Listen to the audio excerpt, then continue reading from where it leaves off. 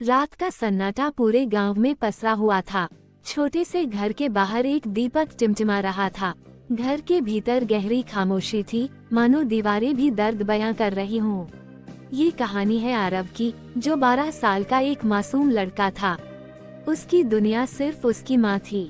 पिता का साया उसके जन्म से पहले ही उठ चुका था। माँ ने सिलाई करके, खेतों में दूसरों के यहाँ काम करके उसे पाला था। आरव पढ़ाई में अच्छा था और हमेशा माँ से कहता, माँ, मैं बड़ा होकर आपकी सारी मुश्किलें खत्म कर दूंगा। आपको किसी के आगे झुकना नहीं पड़ेगा। माँ उसकी बात सुनकर मुस्कुरा देती, मगर आंखों में छुपा डर कभी मिटता नहीं था।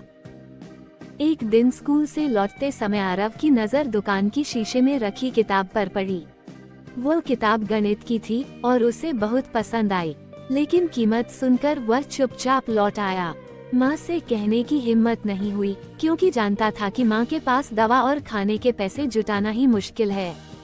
उस रात माँ ने देखा कि बेटा देर तक पढ़ रहा था और पुरानी फटी कॉपी के किनारों पर गणित के सवाल हल कर रहा था। माँ की आंखें भर आईं। दिन बीतते गए। ठंडी सर्दियों की रातों में माँ देर तक सिलाई करती रही। एक शाम काम से लौटते समय उसे तेज बुखार हो गया। उसने सोचा कि यह सामान्य थकान है, पर बीमारी बढ़ती चली गई। पैसे न होने के कारण डॉक्टर को दिखाना संभव न था। आरव रात भर माँ का माथा सहलाता और खुद रो रो कर दुआ करता। एक सुबह माँ की तबीयत अचानक बिगड़ गई। वह सांस लेने के लिए जूझ रही थी। आरव भागकर गांव के अस्पताल पहुंचा, पर वहां दवाइयां और सुविधा न होने के कारण उन्हें शहर भेजने की सलाह दी गई। आरव ने सबके पैरों पर गिरकर मदद मांगी, लेकिन लोगों ने बस अफसोस जताया। वो अपनी नन्ही हथेलियों में माँ का हाथ पकड़े रहा, बार बार कहता, माँ, मैं आपको छोड़ूंगा नहीं। लेकिन नियति को कुछ और ही मंजूर था। माँ ने अंतिम सांस ली और आरव को अकेला छोड़कर चली गई। घर की खामोशी अब और गहरी हो गई थी।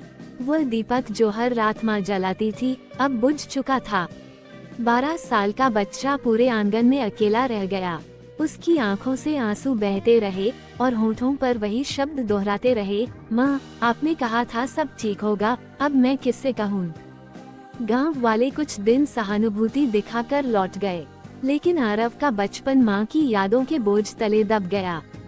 स्कूल की किताबें अब भी उसकी मेज पर रखी थीं, मगर पढ़ने वाला मन खो चुका था।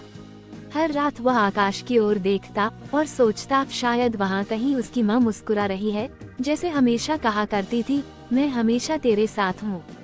उसकी छोटी सी दुनिया दर्द और तन्हाई में बदल चुकी थी। माँ के बिना घर, माँ के बिना सपने और माँ के बिना जीवन, यही आरव की सच्चाई थी।